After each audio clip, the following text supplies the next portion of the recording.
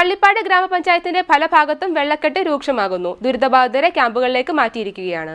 Upper Kuttanad മേഖലയിൽപ്പെടുന്ന Pallippad കാലവർഷ ദുരിതം ഏറുകയാണ്. ഗ്രാമപഞ്ചായത്തിലെ എല്ലാ വാർഡുകളിലെയും ദുരിതബാധിതരെ ദുരിതാശ്വാസ ക്യാമ്പിലേക്ക് മാറ്റിയിട്ടുണ്ട്.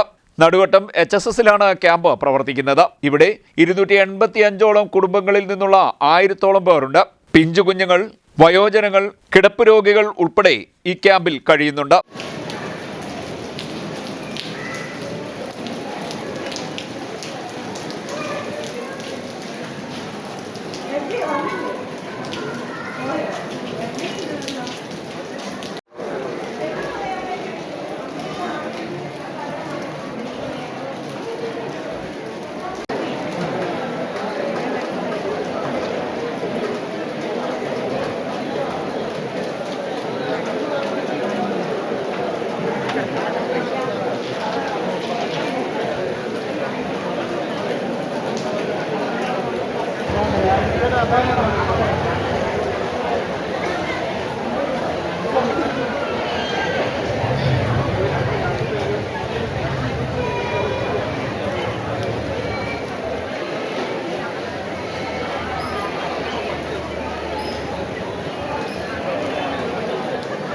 മേഖലയിൽ കൂടുതൽ കഞ്ഞിവീഴ്ത്തൽ കേന്ദ്രങ്ങൾ ആരംഭിച്ചിട്ടുണ്ട്.